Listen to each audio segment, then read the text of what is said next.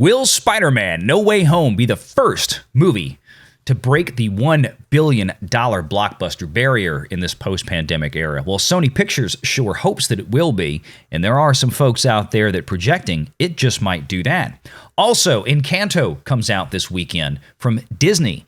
And what will Ghostbusters Afterlife do in its second frame this Thanksgiving holiday weekend? A lot of box office stuff going on. Let's get into it.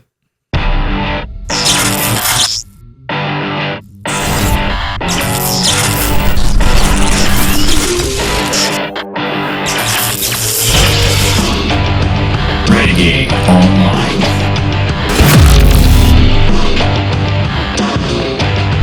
Well, good to have everybody back here once again. Thank you all for watching. The subscriber growth on this channel, 450 just in the last 30 days. Absolutely amazing.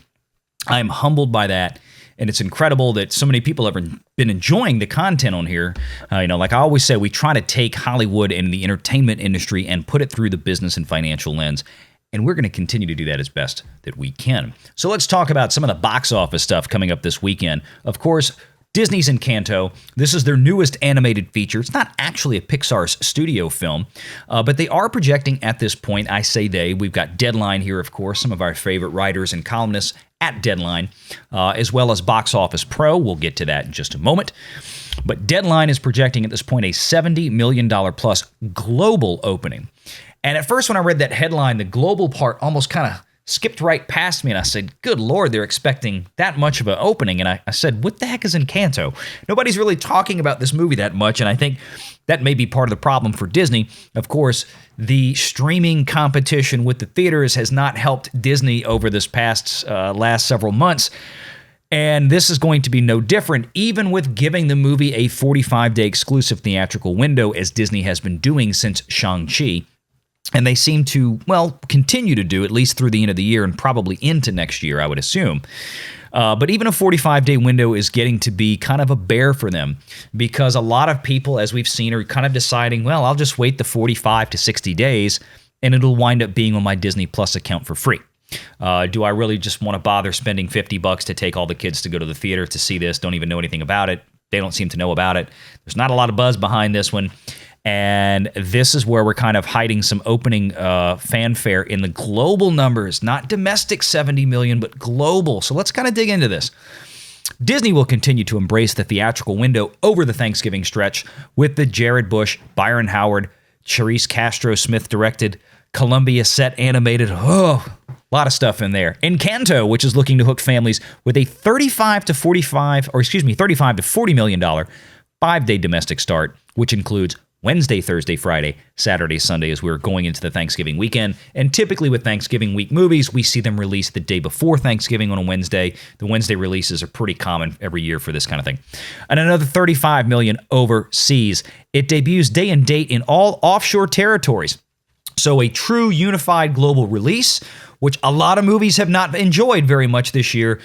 James Bond, Venom, Ghostbusters, I mean, you name it at this point. I think with rare or maybe no exception at this point, has a movie had a true global release, simultaneous release. But of course, look what is missing, China. Now again, Australia, New Zealand, Philippines, Vietnam. Australia out of those is definitely the largest market of the bunch. But overall, to just have 4 countries or 5 countries ex-China, that's pretty darn good. That's pretty darn well unified in terms of a global release. For example, Ghostbusters is still not coming out for another 2 weeks in half the countries it's supposed to be released in. But China again is snubbing Disney, and this is I think going to be becoming an ongoing problem. And to this point, we still expect Spider-Man to get that, and we'll get to some of that news in a moment. But here we are, 35 million overseas, 35 to 40 million on the 5-day domestic start. The 5-day is what they're expecting, 35 million domestically. I want to remind everybody that on a 3-day domestic start, Ghostbusters Afterlife pulled in $45 million almost in its opening weekend, which was ahead of projections initially. So this would really have to overperform initial projections to be something really impressive for a 5-day opening. And where will Ghostbusters Afterlife fall this weekend? What is the expectations? Well, here we go. While some studios have been concerned about the turnout of families with major movies during the pandemic, and have opted for a hybrid launch in homes simultaneously. Sony's Ghostbusters Afterlife has begun easing fears this last weekend, with a $44 million start.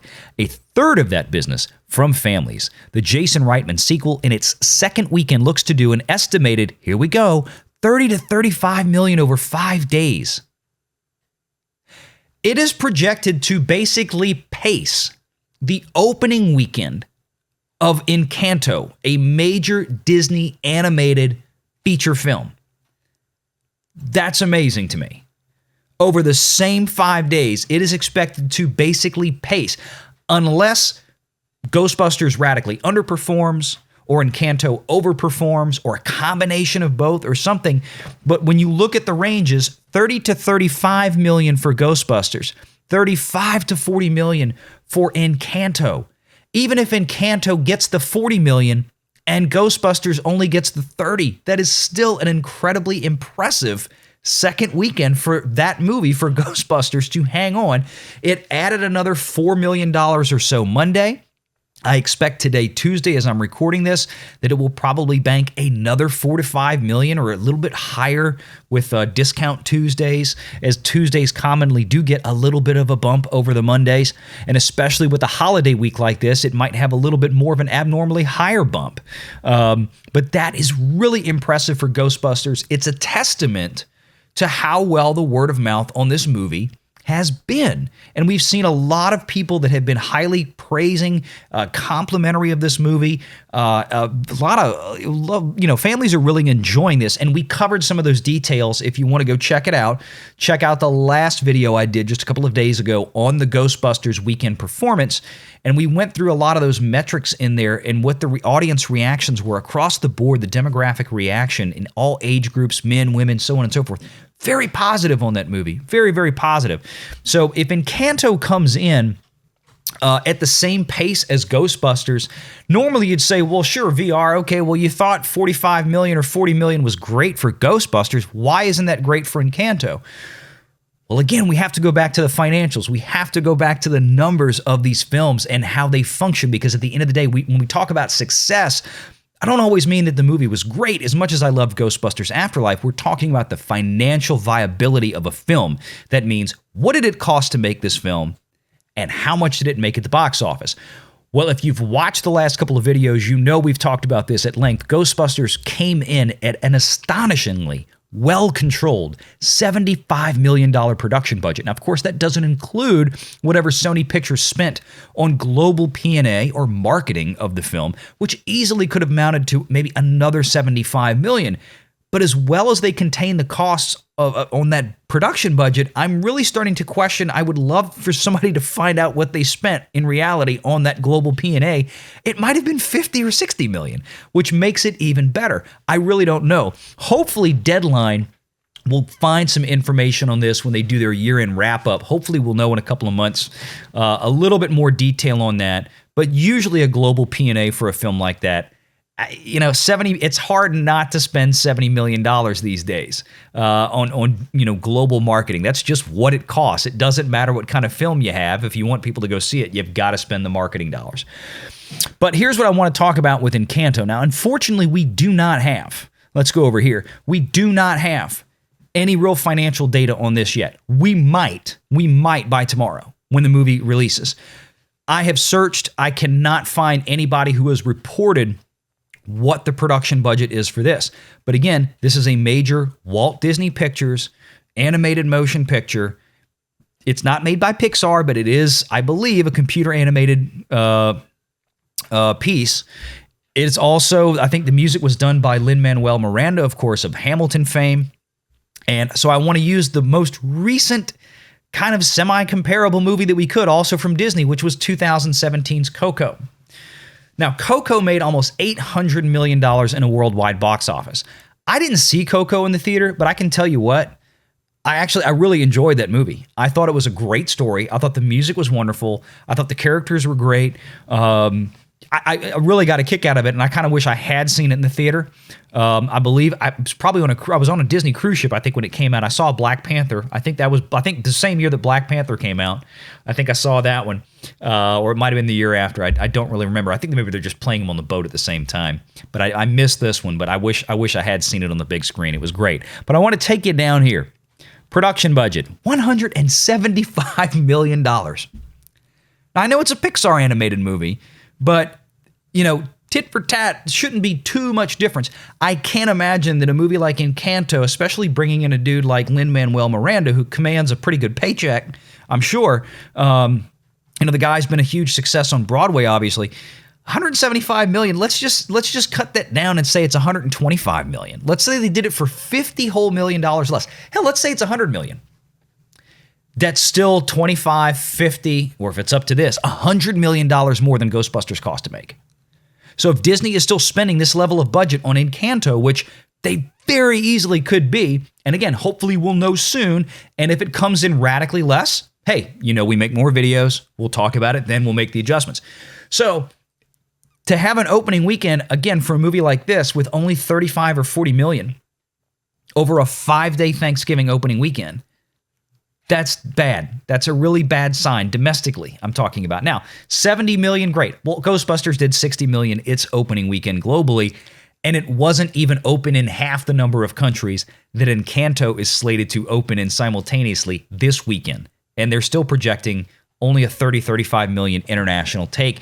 And then, of course, you have to see how well the film holds up, how well it's received, all kind of fun stuff. So we really want to keep an eye on this. But Ghostbusters projections at this point are very impressive. Let's go over to Box Office Pro real quick and wrap this up. And, of course, Spider-Man No Way Home, as we talked about in the intro, we've got some numbers on that as well. This is from 4 days ago, November 19th, last week.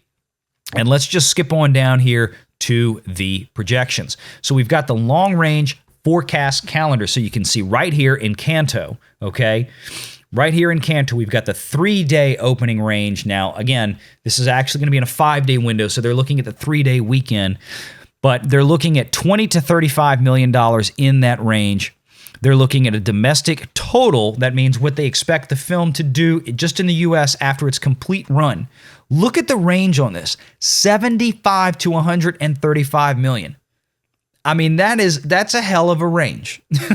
That really is a hell of a range. They have not been able to tie this one down yet, which is understandable. The movie's not out. But that is, I mean, in one scenario, that's Disney winning, and the other one, they are losing their butts. Because you have to also assume the global cume in there as well, which is not included, obviously, in the domestic side of things. So 75 to 135 million. I would put it to you that if this movie comes in the 30 to 35 million range over the 5-day Thanksgiving thing, it's going to be a lot closer to 75 at the end of its run. I can't see it getting to 135 unless the movie is spectacularly well received and people really dive into the theaters to go see this before it hits Disney+. Okay, so that's one big issue I have with this. Okay, so let's go on down here, and for the finale of this, and of course, this is very, very early, but I want to draw this to everyone's attention. Spider-Man No Way Home. The tracking on this movie right now, Box Office Pro is really going out here. They're putting this movie at a $135 to $185 million opening weekend. Opening. With a $375 to $525 million domestic gross. Not global, domestic. If that is going to hold, which I understand, they have their reasons. And again, let's cover some of the information we've covered before on this channel.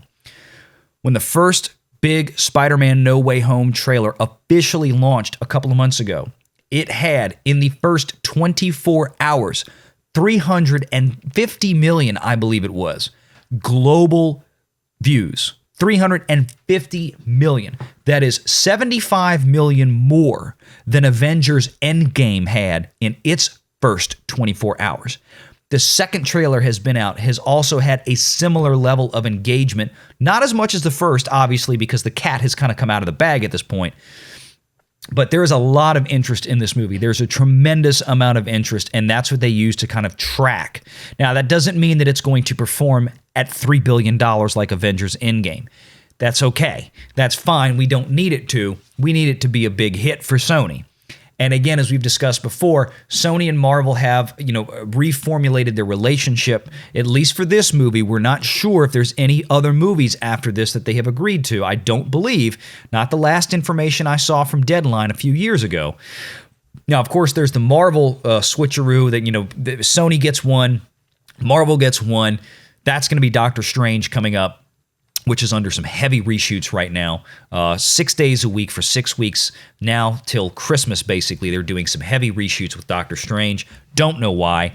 No real good explanation, at least from official channels at this point, but we can all speculate till we're blue in the face. But this Spider-Man movie could be something spectacular. So stick around, stay tuned, make sure you're subscribed, hit that notification bell. Of course, leave a comment below. Are you going to see Ghostbusters Afterlife if you haven't seen it already? Are you going to go see Encanto? Are you interested in anything else coming out this weekend? I think there's another Resident Evil movie coming out. Of course, we can look right here just real quickly since I brought that up. The reason I'm not going to go into it too much is that it's really not going to go anywhere. They're expecting $6 to $10 million, so it might even come in lower than that. So, any case, and Spider-Man No Way Home, of course. So what are you going to do? You going to go see any of these movies? Have you seen anything so far this year? Let me know in the comments below. Always good to see everybody again. And don't forget, this is where Hollywood and the entertainment industry come to get put through the business and financial lens. And until next time, take care.